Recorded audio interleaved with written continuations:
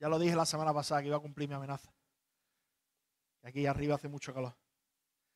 Yo no sé si alguno de vosotros reconoce esta imagen. ¿A alguien le suena?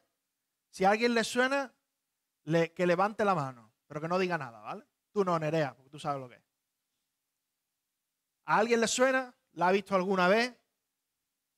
Una imagen rara, ¿no? Que hace Gonzalo poniéndonos esta imagen aquí. No sé si lo veis en pantalla. Aquí hay un número 2. Aquí hay un 5, un 4, un 3. Y aquí supuestamente tenía que haber un 1, pero la imagen no llega a tanto. Pero lo interesante es que esta imagen es una imagen, y si la habéis leído aquí, las 5 casas de orfanato, los 5 orfanatos en Ashley Down en Bristol. Y hay un personaje del cual hace mucho tiempo que no hablo, pero que me ha sido de mucha relevancia en mi vida, que es este hermano llamado Jorge Müller. Ya está con el Señor de hace mucho tiempo. Este hermano fue un cristiano alemán que nació en lo que era antigua Prusia, que es actual Alemania, en 1805. Y la verdad es que Jorge Müller de joven era un tío que se iba de fiesta, era un tío que robaba, estuvo un par de veces en la cárcel de adolescente, pero el Señor llegó un momento donde lo tocó, el Señor lo rescató y el Señor cambió su vida.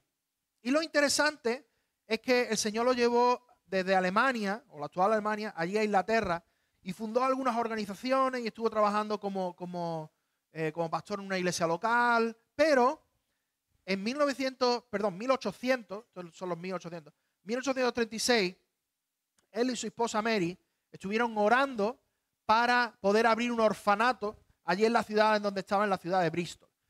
Porque quizá a lo mejor no entendemos muy bien el contexto de Inglaterra en aquella época, pero en aquella época, en Inglaterra, los niños eran básicamente unos parias, ¿vale? Los niños, había gente que los dejaban en la calle y los niños eran presa de abuso de todo tipo, de esclavitud, de trabajos forzados, evidentemente de trabajos sexuales, y era un desastre. Muchas veces no tenían para comer y los niños solían ser muy buenos ladrones, porque eran pequeños, se metían en cualquier lado, robaban y salían corriendo, ¿no? Entonces, el tema es que cuando Jorge Müller y su esposa estuvieron orando para decir, Señor, ¿cómo podemos impactar esta sociedad para ti y para tu gloria? El Señor los llevó a poder tratar con los niños y empezar un orfanato.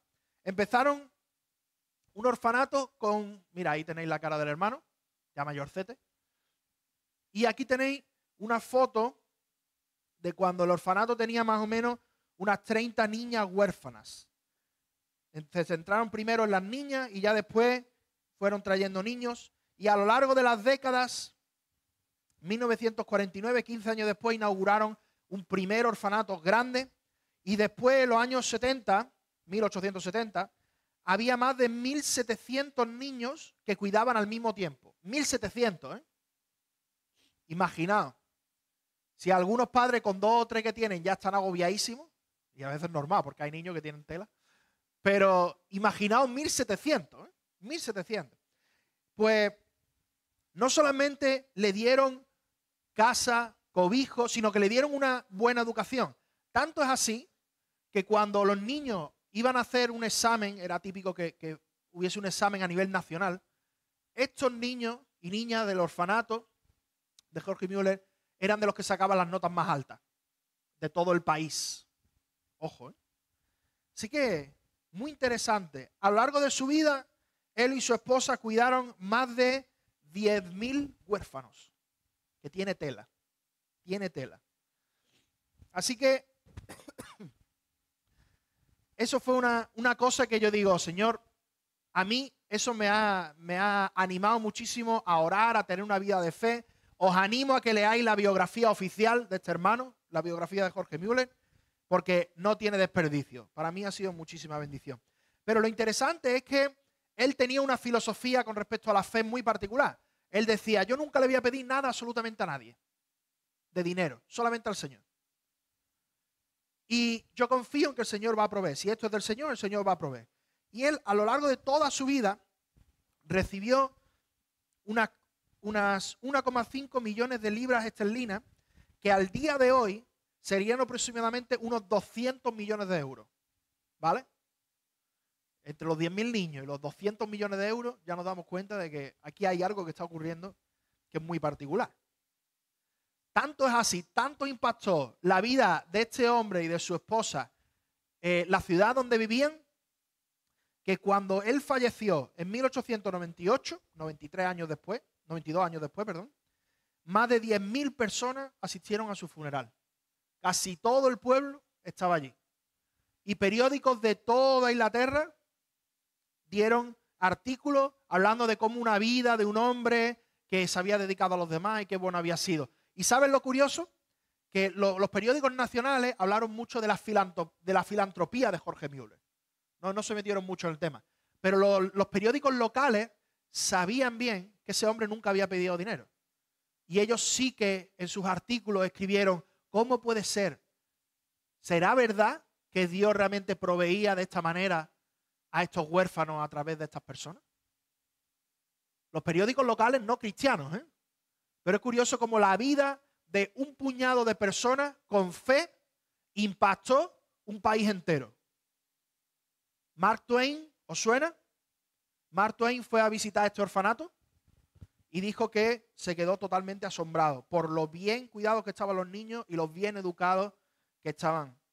Así que claro, uno se compara a esto y dice, madre mía, ¿cuánto nos queda, no? Y quizás sí, quizás nos queda mucho. Pero yo pongo este ejemplo no para desanimarnos, sino más bien para animarnos, para ver lo que Dios puede hacer con cada uno de nosotros de la manera en la que Él quiera, si nosotros depositamos nuestra fe en Él. ¿Alguien puede decir amén a eso?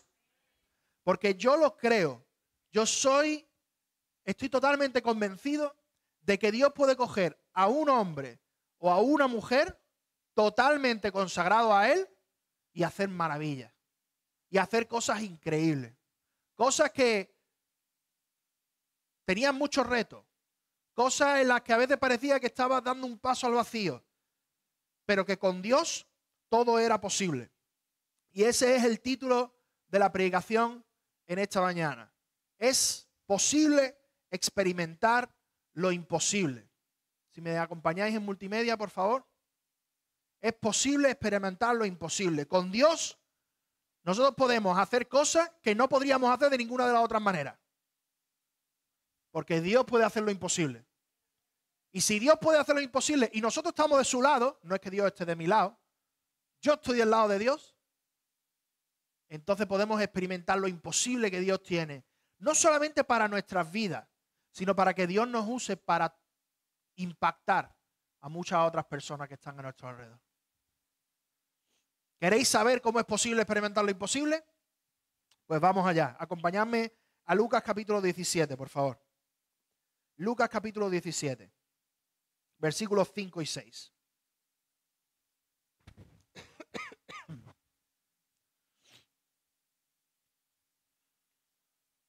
Porque esta mañana vamos a hablar mucho de la fe y de la importancia de confiar en el Señor. Mira, Dios contesta lo imposible. Vamos a Lucas 17 del 5 al 6. Dijeron los apóstoles al Señor, aumentanos la fe. Entonces el Señor dijo, si tuvierais fe como un grano de mostaza, podríais decir a este sicómoro, desarráigate y plántate en el mar, y os obedecería. Un pasaje pequeñito, ¿verdad? ¿Lo leemos de nuevo? Dijeron los apóstoles al Señor, aumentanos la fe. Entonces el Señor dijo, si tuvierais fe como un grano de mostaza, podríais decir a este sicómoro, desarráigate y plántate en el mar, y os obedecería. Mira, Jesús le está dando algunas instrucciones a los discípulos, y aquí los discípulos le piden al Señor que le dé fe. Y el Señor usa esta coyuntura para darles un principio. Si tenéis fe como un grano de mostaza, podréis hacer cosas imposibles, ¿vale? Pero antes del versículo 5 vienen algunos versículos, y quiero que lo leamos también para ver un poquito el contexto inmediato que es lo que dice. Dijo Jesús a sus discípulos, Lucas 17, versículo 1. Dijo Jesús a sus discípulos, imposible es que no vengan tropiezos, mas hay de aquel por quien vienen. Mejor le fuera que se le atase al cuello una piedra de molino y se la arrojase al mar, que hacer tropezar a uno de estos pequeñitos. Mirad por vosotros mismos. Si tu hermano pecare contra ti, repréndele, y si se arrepintiere, perdónale.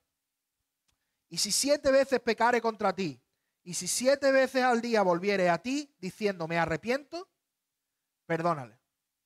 Jesús está en conversación con los discípulos. Y en este momento de conversación, Jesús le está hablando de que van a venir tropiezos, pero hay de aquel por el que viene, es decir, pobrecito aquel. Después está hablando de la forma de reconciliarse con el hermano o de confrontar al hermano para que se arrepienta. Y después el versículo 4 habla de que si tu hermano peca contra ti 7 veces al día y 7 veces al día vuelve a ti diciendo me arrepiento, que le perdone.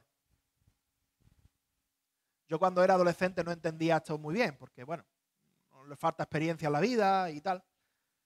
Pero ahora lo veo ya un poquito más adulto y digo, uy, lo que está diciendo aquí Jesús es bastante fuerte, ¿eh? Lo habéis leído, ¿verdad? Si tu hermano, versículo 4, y si 7 veces al día pecare contra ti, y 7 veces al día volviere a ti, diciendo me arrepiento, perdónale. El número 7 para los judíos era un número de plenitud, ¿no? Entonces, este es el pasaje paralelo cuando Jesús dice hay que perdonar 70 veces 7. Es decir, siempre. Y claro, cuando Jesús habla de esto, yo lo pienso y digo, no me extraña que los discípulos le dijesen que le aumentase la fe. Porque yo por mis propias fuerzas, yo esto no lo puedo hacer. Yo no soy vosotros, pero yo no. Que tenga una persona que constantemente está pecando contra mí y viene y se arrepiente y que yo le tenga que perdonar una y otra y otra y otra y otra vez. Eso es lo que dice Jesús, no me lo estoy inventando. Está aquí en la Escritura. Yo lo pienso y le diría, Señor, auméntame algo, dame algo más porque yo no puedo. Así que ese es el contexto en el cual los discípulos le dicen a Jesús, aumentanos la fe. Porque ellos sabían que necesitaban esa fe para poder perdonar. Porque a veces necesitamos, hermanos, muchísima fe para perdonar a las personas que están a nuestro alrededor. Y quizá alguno de nosotros dice, yo es que no tengo la fe. Perfecto. El Señor te la puede aumentar. La pregunta es si nosotros queremos que el Señor nos la aumente. Porque si queremos que el Señor nos la aumente, entonces después hay que ejercitarla. Y eso que está ahí estamos un poco más cerrados de lo que nos gustaría admitir. Pero los apóstoles le dicen al Señor, aumentanos la fe. Como dije antes, Jesús aprovecha esta situación para establecer un patrón general en el que dice, si tuvierais fe como un grano de mostaza, podríais decir a este sicómoro, desarráigate y plántate en el mar y os obedecería. ¿Vale? Aquí la traducción, el sicómoro, no entendemos muy bien lo que es eso, pero es un árbol de morera, ¿vale? Una morera. Entonces, claro, Jesús está diciendo, si tú tienes fe como un grano de mostaza, tú puedes decirle a ese árbol que se desarraigue, que se vaya al mar y tal. Y ahí se va. Yo no me imagino un cristiano, claro, esto es un poco analógico, ¿no? Una cosa es decir, todo el mundo, tú puedes hacer todo con un grano de mostaza, ¿no? Yo no me imagino a un cristiano yendo por ahí, por el bosque, desarraigando árboles, ¿no? Y comandándole a los árboles que se salgan. No es eso. La idea es que uno puede hacer absolutamente lo imposible si está del lado de Dios. Si tiene una fe como un grano de mostaza. Y muchos de vosotros sabéis aquello de que las semillas de mostaza en aquella época eran reconocidas como las semillas más pequeñas, ¿verdad? Una semilla de mostaza es muy pequeña. Tiene entre 1 milímetro y 2 milímetros de diámetro. Así que es extremadamente pequeña. No se sabe exactamente la especie de la cual hablaba Jesús, porque hay varias especies de mostaza, pero se cree que pertenecía a la mostaza negra, a la basica nigra, que era común en aquella zona en el Israel del siglo I, ¿no? Y lo interesante de la mostaza negra es que tenía un grano muy pequeño, pero cuando se ponía en el sustrato adecuado, tardaba unos 60 a 90 días en crecer y crecía tanto como unos 4 metros de altura, ¿vale? Imaginaos una planta que llega desde el suelo casi hasta el cañón de vídeo. Es alta, ¿eh? Pues eso son 4, creo que son 4,3 metros o algo así.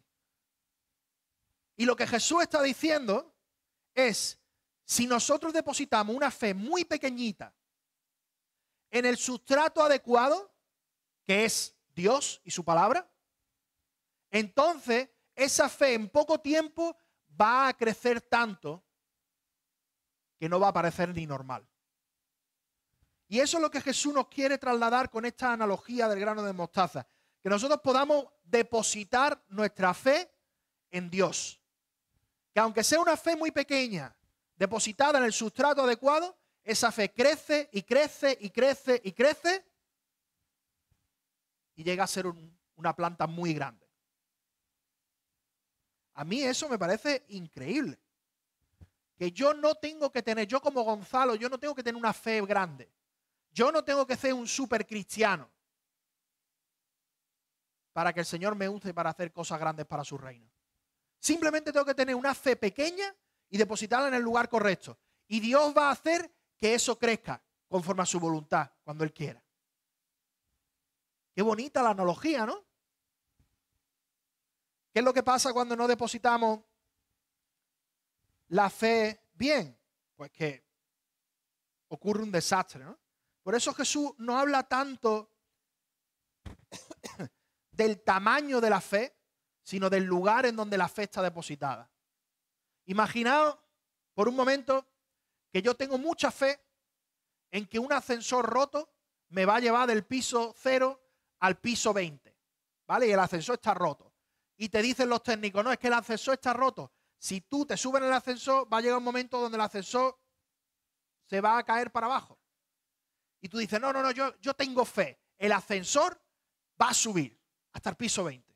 Y tú te subes en el ascensor. ¿Qué va a ocurrir?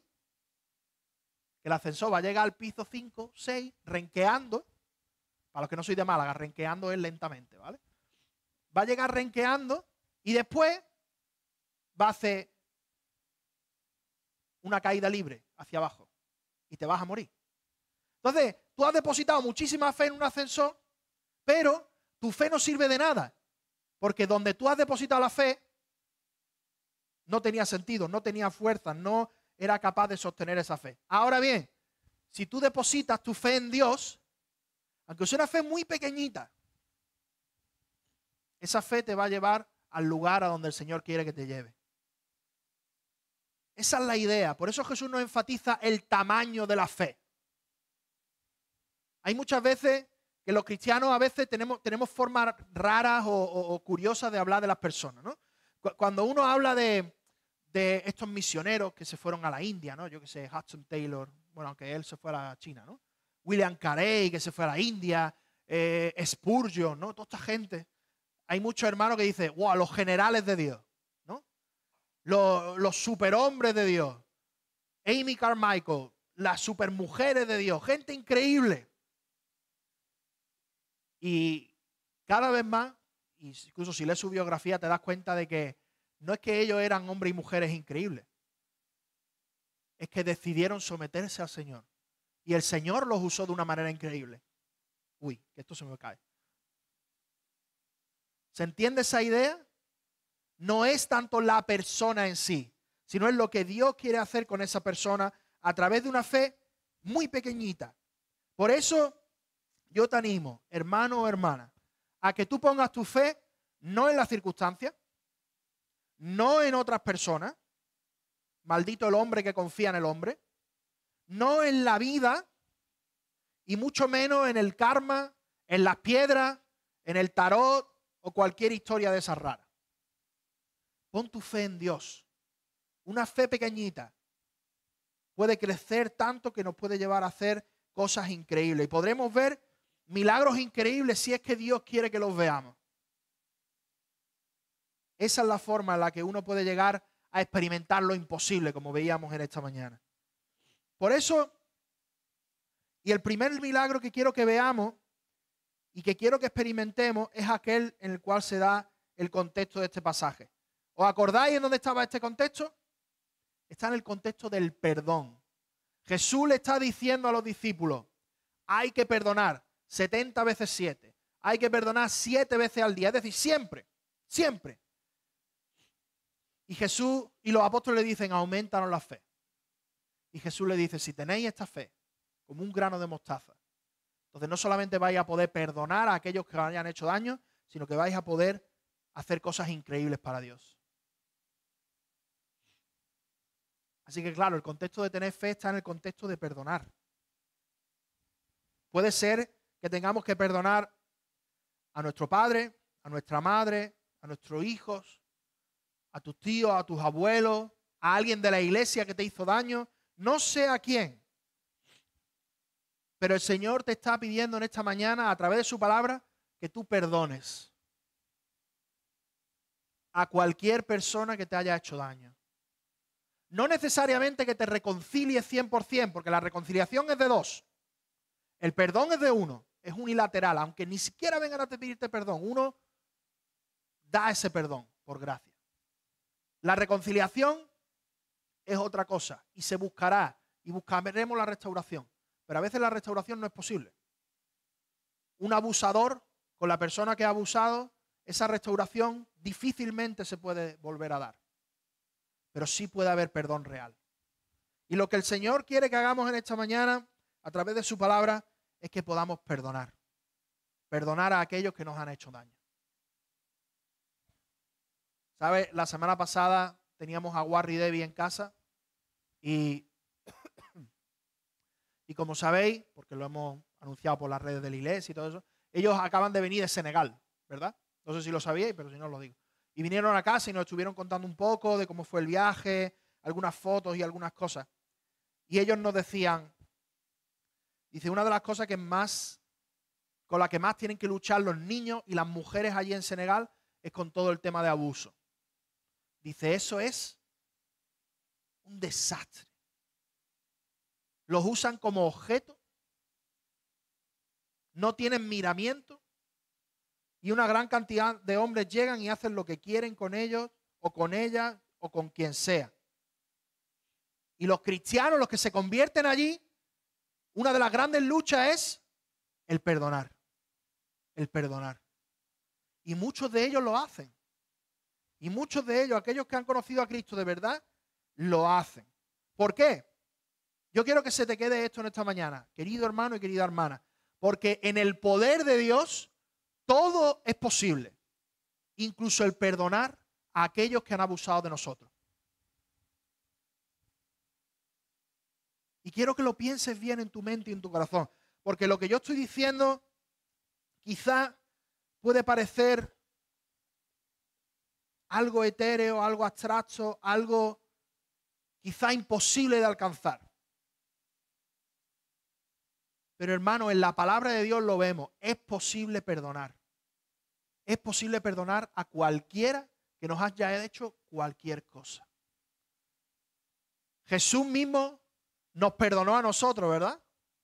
Jesús nos ha dejado su espíritu para que nosotros tengamos la capacidad de perdonar y de perdonar a cualquier persona. Tristemente, en algún caso, hemos visto a personas o hemos acompañado a algunas personas en ese proceso de restauración después de un abuso. Y las personas, incluso con lágrimas en los ojos, terminan diciendo, Señor, yo perdono a tal y tal y tal y tal por lo que me hizo. Y yo cada vez que escucho eso y que recuerdo esas experiencias, se me pone la piel de gallina. Porque puedo recordar que con Dios todo es posible. Todo es posible.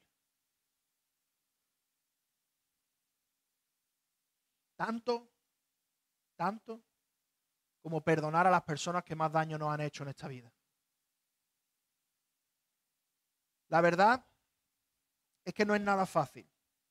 La verdad es que no es un mandamiento de esos de los de andar por casa. Pero sí es posible. Sí es posible. Y si alguno de nosotros está luchando con eso en esta mañana, yo te quiero animar y te quiero invitar en el nombre del Señor a que perdones. Perdona con todo lo que tengas dentro. Incluso a lo mejor esa persona ya está muerta. Pero perdona y déjalo en el trono de la gracia. Si no, vamos a estar atrapados y encadenados a ese rencor y esa falta de perdón durante muchos años. Y necesitamos el perdonar. Que Cristo restaure. Quiero preguntarte algo. ¿Tú crees que el poder del Espíritu Santo es real? Sí, ¿verdad? Yo lo creo. Incluso para ayudarnos a perdonar. Porque muchas veces hablamos de cómo Dios puede hacer esto y cómo Dios puede hacer lo otro y cómo Dios puede hacer lo otro y que mira a Dios qué grande y qué poderoso y todo que es. Pero cuando me toca a mí de cerca, decimos, nada, Señor, eso es imposible. Nada, Señor, realmente por ahí no paso. Y yo digo, ¿por qué somos tan bipolares en ese sentido?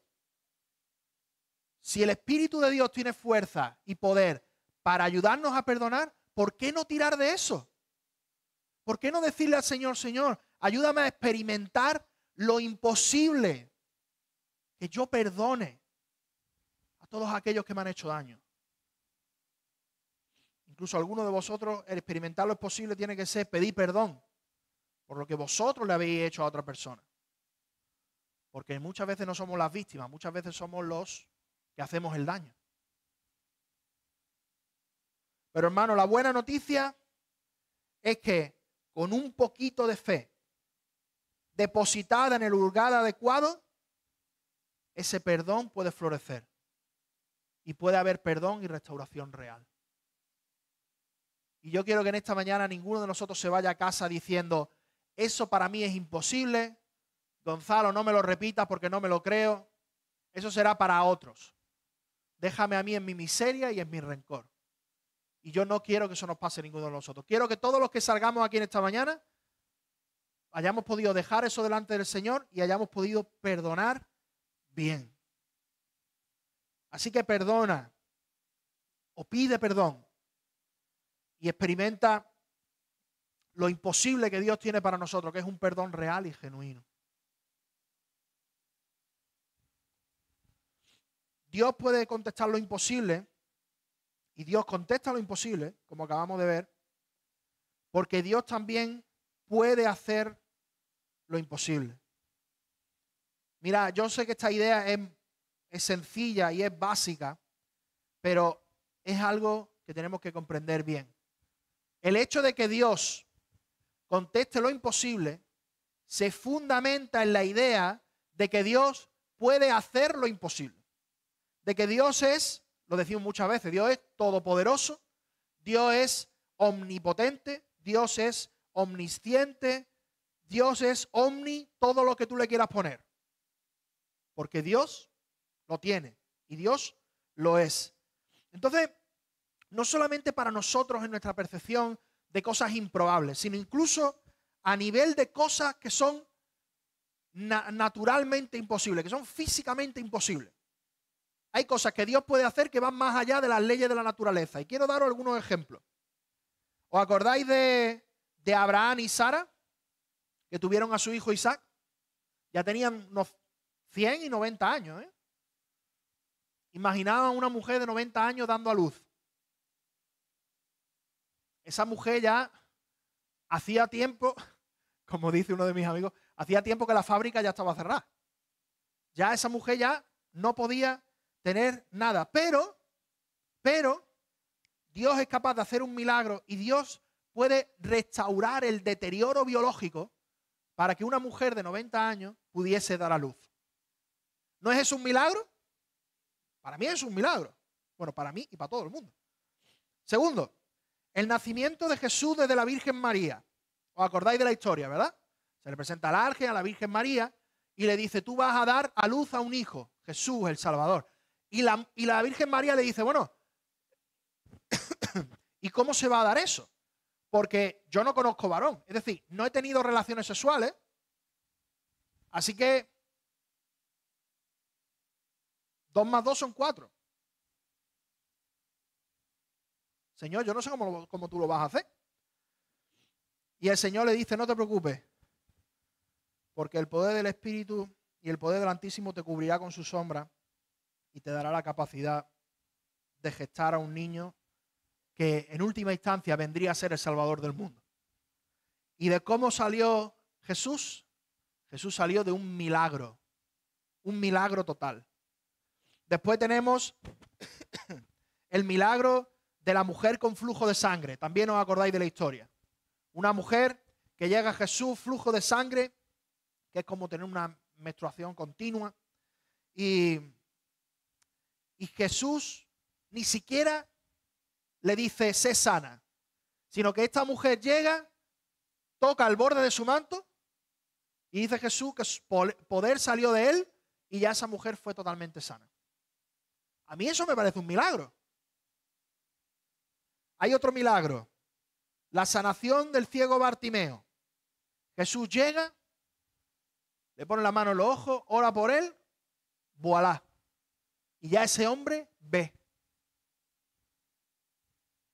Jesús estaba yendo en contra de las leyes de la biología, revirtiendo todo lo que estaba mal ahí y restaurando, no sé qué es lo que estaba mal, no sé si eran las neuronas, no sé si era la córnea, no sé qué parte del ojo estaba mal, pero lo que estaba mal, Jesús lo restauró de manera inmediata. Eso es un milagro. El milagro que veis aquí en pantalla, ¿qué historia es esa? La de Lázaro, ¿verdad?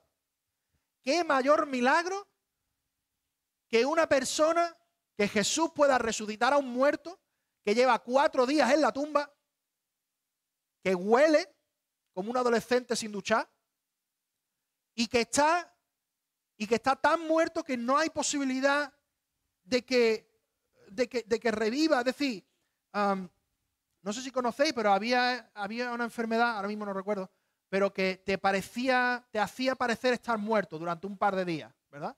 Por eso siempre se ha esperado 24 horas, 48 horas que las personas pues estén muertas durante más de ese tiempo para evitar esa enfermedad. En este caso no, en este caso ya habían pasado 4 días. No era una enfermedad aleatoria, no era un problema que se podía solucionar. Es que Jesús resucitó a un muerto y ni siquiera lo tuvo que tocar.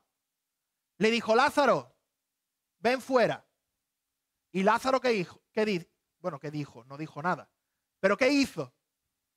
Se levantó y como pudo, porque estaba maniatado, salió de la tumba. Eso sí que es un milagro. Hay otro milagro que normalmente la gente no conoce, pero que es muy curioso. En Segunda de Reyes 6, en la historia de Eliseo, el profeta Eliseo, se ve que el profeta Eliseo está llegando a la zona del Jordán. Hay un hombre con un hacha cortando un árbol, ¿vale? Y se le escapa el hacha y dice, ¡ay! Y se le cae en el Jordán, ¿vale? Y dice, ¡ay, Señor, qué voy a hacer, que el hacha era prestada! ¿Vale? Esta historia la podéis leer en Segunda de Reyes 6, del 1 al 7. Y Eliseo dice, bueno, dime dónde cayó el hacha. Y le dice el hombre, por ahí. Y Jesús, perdón, ya estoy con Jesús. Eliseo coge un palo, lo tira, y el hacha, que no sé si sabéis, pero los metales más densos que el agua tiran para abajo, no para arriba. El hacha flotó. Y eso es ir en contra de la ley de la gravedad. A ver, era imposible que un hacha de ese estilo pudiese flotar de manera propia. Pero Dios lo usó con Eliseo de esa manera. El Mar Rojo, ¿no os parece otro milagro? Que justo en el momento en el que los hebreos necesitaban una salida, justo en ese momento se abre el mar, deja el fondo del mar seco para que pasen en seco. Y encima ese mar está ahí como 2 paredes de agua que no se mueven. Es que eso va totalmente en contra de la ley de la gravedad. Nuestro hermano Sergio nos lo puede corroborar. Mira, estos son milagros. Y yo quiero recordar esto porque muchas veces se nos olvida y podríamos hablar de más milagros. Podríamos hablar de cuando Jesús convirtió el agua en vino. Podríamos hablar de cuando Jesús multiplicó los panes y los peces. Que eso va en contra de la ley de la conservación de la materia, que la materia ni se crea ni se destruye. Pero Jesús creó de cero, creó comida para miles de personas panes y peces y todos estaban por allí y comieron y sobrevivieron 12 cestas. ¿Os parece eso un milagro? Y hermano, alguno de vosotros puede estar diciendo, bueno, Gonzalo, yo creo esos milagros y entiendo esos milagros, pero ¿por qué me los repites? Porque, hermano, la fe viene por el oír y el oír la palabra de Dios. Entonces, muchas veces en nuestra vida nosotros realmente dudamos de que Dios pueda hacer ciertas cosas. Pero si nosotros nos vamos a la palabra, nosotros podemos ver que no solamente Dios puede hacer las cosas improbables, sino que Dios puede también hacer las cosas que son literalmente imposibles. Y yo quiero que tú y yo en esta mañana salgamos con más fe de la que entramos. Yo quiero que tú puedas decir, yo confío en el Dios que hizo el universo con el poder de su palabra, que dijo, sea la luz, y la luz no tenía otra opción más que obedecer a Dios y ser creada. Eso es una maravilla. Que Dios pueda moldear y manipular las leyes de la naturaleza a su antojo, a mí me da la seguridad de que nuestro Dios realmente es, como decimos siempre, es todopoderoso. Así que cualquier cosa que le pidamos, si está dentro de su voluntad y Él la quiere hacer, Dios la puede hacer.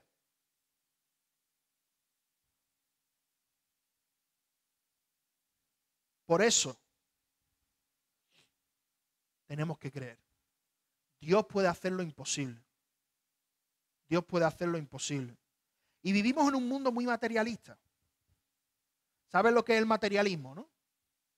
El materialismo o una persona materialista no es necesariamente aquel rico que tú dices, es muy materialista, ¿no? Que está siempre pensando en la riqueza o en las cosas materiales. No tiene mucho que ver con eso. El materialismo es una posición filosófica con respecto a la naturaleza de la realidad, es decir, qué es lo real y qué no es lo real. Y lo que dice el materialismo es que lo único que existe es la materia y no existe nada más allá de la materia. Entonces, claro, cuando tú comparas el materialismo con lo que dice la Biblia, a que no encaja, a que hay una tensión. Vemos por un lado gente que piensa que lo único que existe es lo natural y vemos la palabra de Dios que nos dice claramente que hay un mundo sobrenatural. ¿Y sabes cuál es el problema? Que nosotros muchas veces, sin quererlo, como cristianos, decimos, sí, yo creo en Dios, pero se nos ha metido la idea materialista del mundo. Uy, esto es imposible. Uy, esto no se puede. Uy, esto no tiene sentido ninguno. ¿A qué es verdad?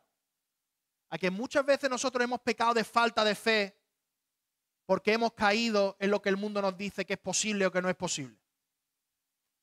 Y lo que yo quiero decir en esta mañana, hermano, es que para Dios todo es posible. Así que no pongas límites a lo que Dios te está pidiendo que hagas. Tú pídele al Señor. Y el Señor dará en su tiempo y en su voluntad. Pero el Señor puede hacer todo lo que quiera. Hay un libro de 1000 páginas. Todavía no me lo he comprado, pero me lo tengo que comprar.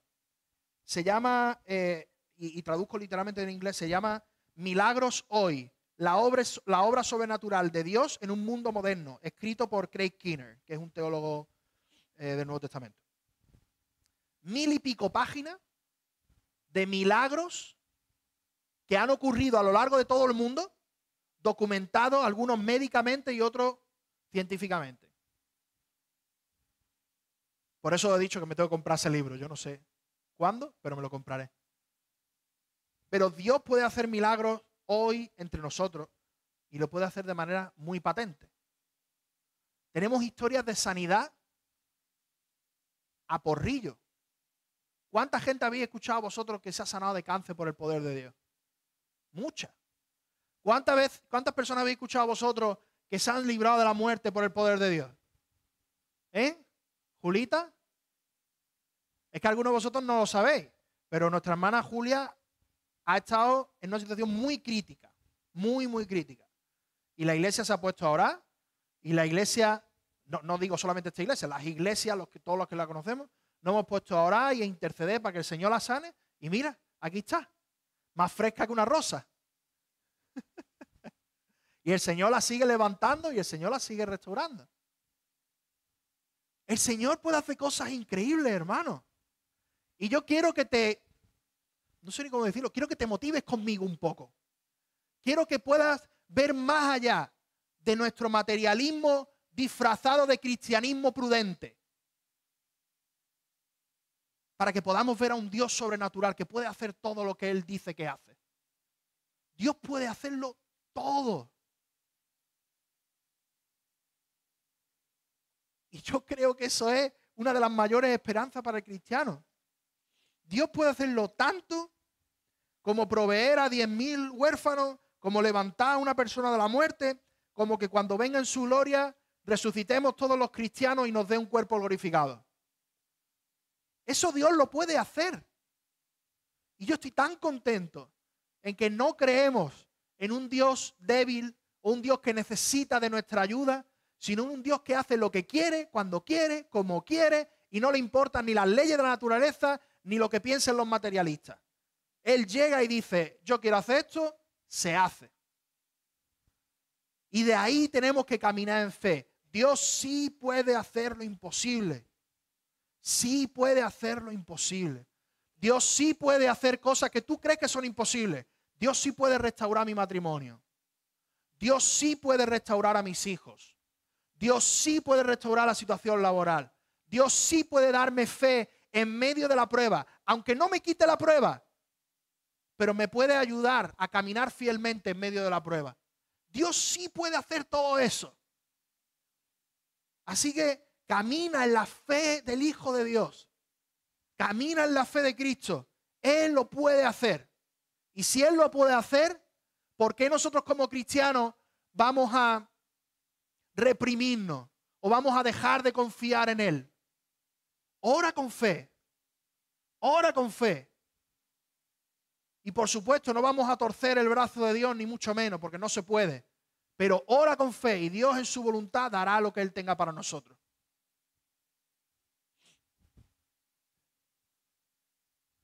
Me gustaría que me acompañaseis a Juan capítulo 12.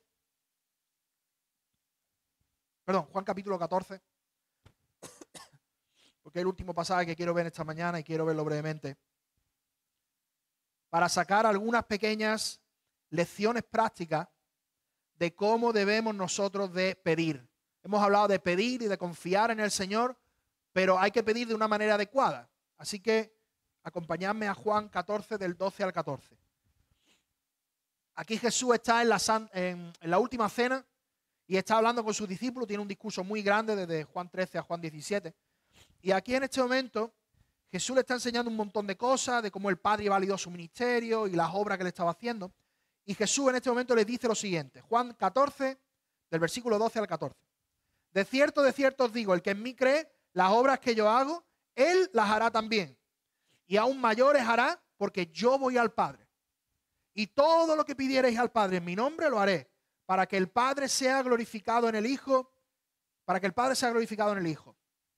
Si algo pidiereis en mi nombre, yo, ¿qué dice la palabra de Dios? Yo lo haré.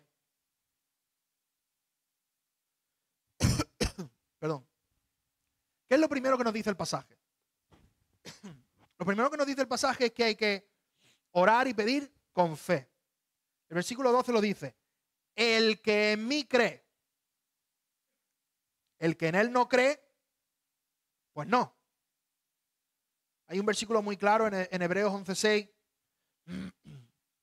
Pero sin fe es imposible agradar a Dios, porque es necesario que el que se acerca a Dios crea que le hay y que es galardonador de los que le buscan. Si que tú quieres buscar que Dios haga algo imposible contigo, pide con fe. Jesús cuando llegó a Nazaret dijo que llegó a Nazaret y no hizo mucho milagro porque no había mucha fe en esa ciudad. Es así, lo dice la palabra de Dios. Si queremos que Dios se mueva, tenemos que pedir con fe. Ahora, dejadme que haga un paréntesis, porque este paréntesis es muy importante. Yo estoy hablando de pedir con fe. Pero no estoy hablando de la superfe, ¿vale? ¿Cuál es la diferencia entre orar con fe y la superfe? Cuando yo oro con fe, yo oro depositando mi confianza en la persona de Dios. Entonces yo confío en que Dios puede hacer lo imposible y hará lo que Él quiere hacer en su momento, y que Él cuando lo hace es bueno y amoroso y Él es perfecto en todos sus planes. Cuando yo oro con la superfe, lo que yo estoy orando es, o lo que yo estoy creyendo es que tengo fe en la fe. Es decir, cuanta más fe tengas, mejor. Antes llegará tu milagro, ¿verdad? Es que se habla de un poco de esa manera. Que es justo lo contrario a lo que Jesús dijo. Jesús no habló tanto de cantidad de fe, habló de fe pequeña en el lugar adecuado. Entonces, claro, hay muchas personas, y esto es una cosa muy triste, de verdad. A mí me encantaría decir, pedí con fe y punto, pero hay personas que han llegado a ciertos extremos y personas en las que han tenido familiares en situaciones muy complejas, incluso de vida o muerte, y donde han dicho, Señor, es que hemos pedido con fe, ¿tú por qué no estás sanando? Me acuerdo de una familia, una chica, hace años, esto hace una década por lo menos, y ellos tenían una hija que tenía una enfermedad muy rara, ¿vale? Una chica, 18 años, 17, 18 años. Y estaban orando mucho para que el Señor la sanase. Y había todo ese corrillo alrededor de sí, que el Señor la va a sanar, sí, sí, sí, sí, sí, sí. ¿Y sabéis qué es lo que pasó? Que esa niña con 18 años falleció. Y el Señor se la llevó. Entonces, muchas veces, y tristemente, uno se entera de que la familia tenía más fe en la fe que en Dios. Y yo digo esto no para minimizar nuestra fe. Dios puede sanar, lo he dicho antes. Dios puede sanar de una manera completa y perfecta. Pero lo que tenemos que evitar es decir que como tenemos mucha fe, entonces Dios tiene que sanar sí o sí. O Dios tiene que resucitar a un muerto sí o sí. O Dios tiene que proveer sí o sí. Recordad, la fe está en Dios. Y cuando nosotros oramos al Señor, a veces el Señor dice que sí, a veces dice que espera y a veces dice que no. Y esto es importante para que aquellos que habéis sufrido este tipo de situaciones podáis, o que las sufriréis, o que las sufriremos en el futuro, que podamos decir, mi confianza está en Dios, no en la sanación de mi familiar. ¿Se entiende eso? Eso es muy importante. Si no, ¿qué es lo que pasa después? Que el familiar se muere y toda nuestra fe, todo nuestro mundo se derriba como un castillo de naipes. Porque nuestra fe no estaba en el lugar adecuado, nuestra fe estaba en la calidad de nuestra fe, no en la persona de Dios. Dios puede decir que sí, espera o no. Incluso si Dios dice que no y ese familiar tristemente muere y el Señor se lo lleva a su presencia, todavía podemos confiar en lo que dice Romanos 8:28, que a los que aman a Dios, todas las cosas cooperan para bien. Esa es nuestra fe. Nuestra fe es la persona de Dios. De que en última instancia, fijaos incluso esto, incluso aunque Dios permita que un familiar muy querido se vaya con él, nuestra confianza es que un día nos volveremos a reunir con esa persona porque Dios es capaz de restaurar la vida. Ahí es donde tiene que estar nuestra fe depositada. Si no, como digo, cuando Dios dice que no, por las razones que Él sabe que yo no conozco, entonces nos amargamos, nos caemos en una crisis de fe y empezamos a dudar no solamente de las promesas de Dios, sino de Dios mismo. Y yo quiero decirte en esta mañana, si Dios te ha dicho que no en alguna área de tu vida, nunca pienses que es porque Dios no te escuchó. Nunca pienses que es porque Dios no es bueno.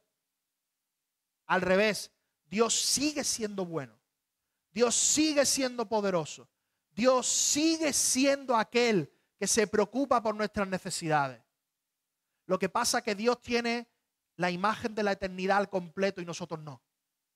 Y no sabemos cómo eso funciona. Entonces, en medio de la prueba, la promesa que Dios nos da es: todas las cosas, a los que aman a Dios, todas las cosas cooperan para bien. Así que, hermano, pide con fe, pero con fe en Dios. No fe en la fe, sino fe en Dios. Hay otro elemento muy importante que es, literalmente, ¿cómo debemos pedir? Pidiendo, ¿vale? Sé que esto es muy de perogrullo, pero si nosotros no pedimos, entonces va a haber muchas cosas que Dios no va a contestar. Santiago, capítulo 4, versículos 2 y 3. Este es un pasaje que he repetido en más de una ocasión porque para mí es un pasaje muy relevante en la oración. Pero que si queréis me podéis acompañar ahí. Santiago, capítulo 4, versículos 2 y 3. Y dice así: codiciáis y no tenéis, matáis y ardéis de envidia y no podéis alcanzar, combatís y lucháis, pero no tenéis lo que deseáis porque no pedís. Pedís y no recibís porque pedís mal para gastar en vuestros deleites. Así que, como digo, es una cosa muy obvia. Pero para pedir bien, primero hay que pedir. Y tú dices: Gonzalo, eso se entiende perfectamente. Y yo sé que se entiende, si somos todos muy inteligentes. El problema no es que se entienda, el problema es que se practique. Ese es el punto. Yo estoy orando por mi situación particular, mi situación laboral, mi familia, mi esposo, mi esposa, mi hijo. Y ay, Señor, por favor, haz algo. ¿Estás orando por eso? Y cuando digo que estás orando más de 5 minutos al día acordándote mientras que estás orando por los alimentos? ¿O estás dedicando tiempo a orar, incluso a ayunar por esa situación que el Señor te ha puesto en el corazón? El Señor quiere que pidamos de manera constante. ¿Os acordáis de la historia del juez injusto y la viuda? La viuda iba al juez y el juez le decía que no, y el juez le decía que no, y el juez le decía que no. Tan pesada fue la viuda que el juez al final le dijo que sí. Lo de pesar en la Reina Valera del 60 está dicho de otra manera, ¿vale? Pero para que no entendamos, esa es la idea. Y Jesús mismo nos dijo, de la misma manera que esa viuda estuvo pidiendo y orando y pidiendo y pidiendo y pidiendo y pidiendo, hasta que el juez la contestó, de la misma manera vosotros orad, con esa constancia. Yo creo que como iglesia occidental, ya ni siquiera como iglesia Renacer, como iglesia occidental, tenemos tantas cosas y vivimos tan bien que oramos muy poco. Tú vete a la iglesia nazi, a ver si allí oran. Hombre, es que no tienen nada. Es que por no tener, no tienen ni un culto libre. Tienen que andar escondidas. Y tienen que orar para que el Señor los cuide en el camino para que no los pillen. Tienen que orar para que el Señor los cuide en el culto para que no los pillen. Tienen que orar para que el Señor les provea de cualquier cosa. Los hermanos que están ahora en Venezuela, que hace 30 años disfrutaban de la opulencia de una Venezuela rica, a que ahora oran más. ¿Verdad? Porque hay mucha más necesidad. Y hermanos, yo no digo que las bendiciones materiales sean malas en sí mismas. Lo que estoy diciendo es que no podemos dejar que nos distraigan de la oración. No podemos dejar que nos distraigan de realmente sentarnos y decirle: Señor, necesitamos esto. Señor, cubre esto. Señor, responde. Estamos necesitados de ti. ¿Quieres experimentar lo imposible? Ora. Y ora con intensidad. También hay que orar, como dice el versículo 13, y todo lo que pidiereis al Padre en mi nombre, lo haré, para que el Padre sea glorificado en el Hijo. Si algo pidiereis en mi nombre, yo lo haré. ¿Sabéis lo que significa pedir en el nombre de Jesús, verdad?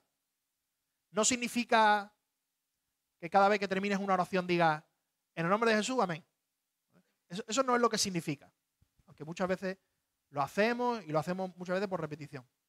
Cuando nosotros oramos en el nombre de Jesús, esto es importante, el nombre en el contexto judío tiene que ver con el carácter de una persona. Así que cuando oramos en el nombre de Jesús, nosotros estamos diciendo, Señor, nos alineamos con los deseos, con los valores, con las prioridades de nuestro Señor Jesús. Y oramos en base a la obra y al sacrificio de Jesús, oramos para que tú nos contestes esta oración específica, porque entendemos que está alineada con el carácter de Cristo. ¿A que ahora tiene más sentido? A mí cada vez que oro y digo en el nombre de Jesús, lo digo, bueno, no siempre, ¿no? Pero muchas veces cuando me acuerdo de esto que estoy predicando, lo digo y digo, sí, Señor, tú lo puedes hacer. Estamos orando conforme a tu palabra, estamos orando en tu nombre, conforme a tus deseos, conforme a tu carácter. Tú lo puedes hacer. Porque esa es la promesa de Jesús. Si pidierais algo para el Padre en mi nombre, yo lo haré. Que es muy parecido a lo que dice 1 Juan 5:14. Y esta es la confianza que tenemos en Él, que si pedimos alguna cosa conforme a su voluntad, Él nos oye. Así que ora en el nombre de Jesús, no repitiendo la coletilla solamente, sino ora con la conciencia de estoy orando conforme al carácter de Cristo. Y Cristo me va a contestar porque estoy alineado con sus prioridades, con sus deseos y con su carácter. Y yo espero que eso cambie vuestra vida de oración. De verdad lo digo. Yo espero que eso anime vuestra vida de oración. Porque hay seguridad. Hay respuesta cuando oramos en el nombre de Jesús. Y por último, para la gloria de Dios, para la gloria del Padre. Dice el versículo 13, todo lo que pidiereis en mi nombre lo haré para que el Padre sea glorificado en el Hijo. Parte de orar en el nombre de Jesús, parte de entender las prioridades de Dios es que las cosas que oremos y que pidamos, las pidamos para la gloria de Dios. Que Dios pueda obtener ese reconocimiento de parte nuestra y de parte de otras personas. La palabra, curioso porque la palabra en hebreo para gloria se puede traducir o se traduce figurativamente como peso, ¿vale? Como algo que pesa mucho. Y la idea es que de manera figurativa, que la gente vea oraciones contestadas, lo que Cristo quiere es que vean a Dios como alguien más pesado en su vida, más relevante en su vida, más importante en su vida. Que la gente pueda escuchar nuestra respuesta a oración y diga, wow, Dios es grande, Dios es poderoso, Dios es increíble.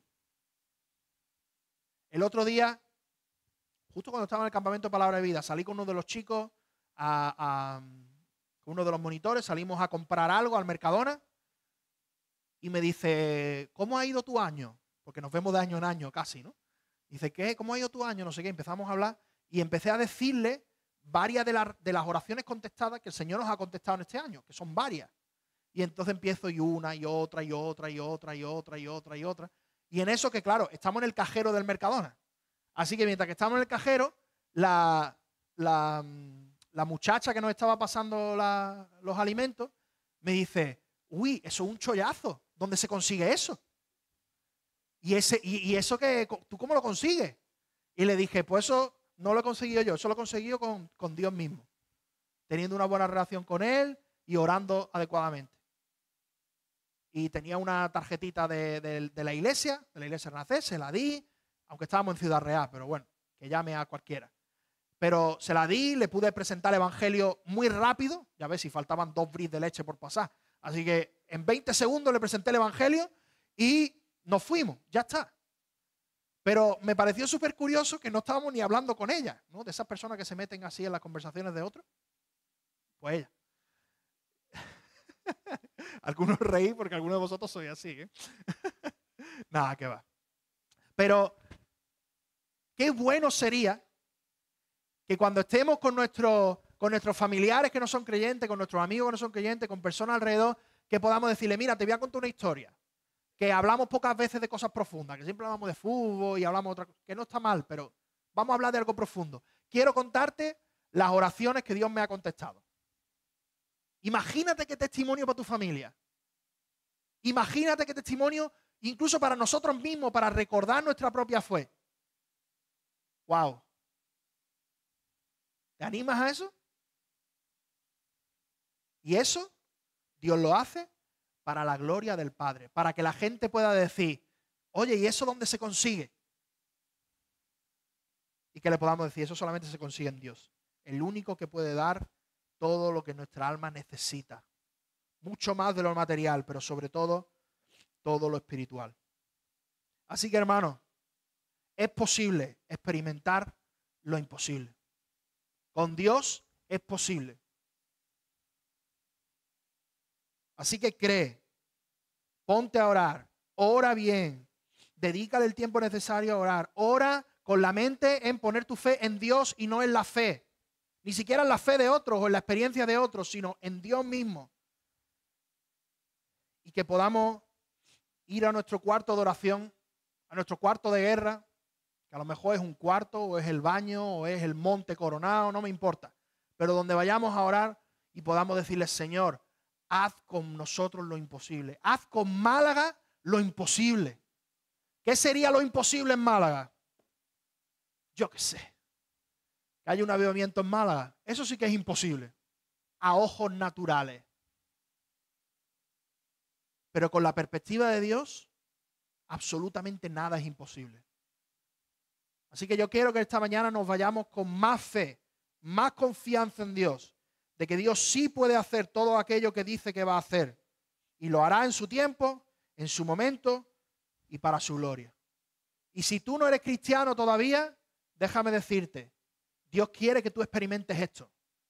Dios quiere que experimentes lo imposible, de vivir una vida más allá de vivir de fin de semana en fin de semana, o de fiesta en fiesta, o de feria en feria. Dios quiere que tú experimentes el cambio y la transformación que Él puede darte a tu vida.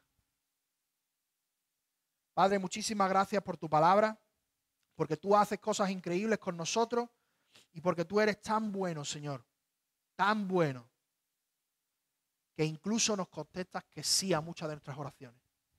A veces lo damos por supuesto, pero tú no tendrías ni siquiera que prestarnos atención.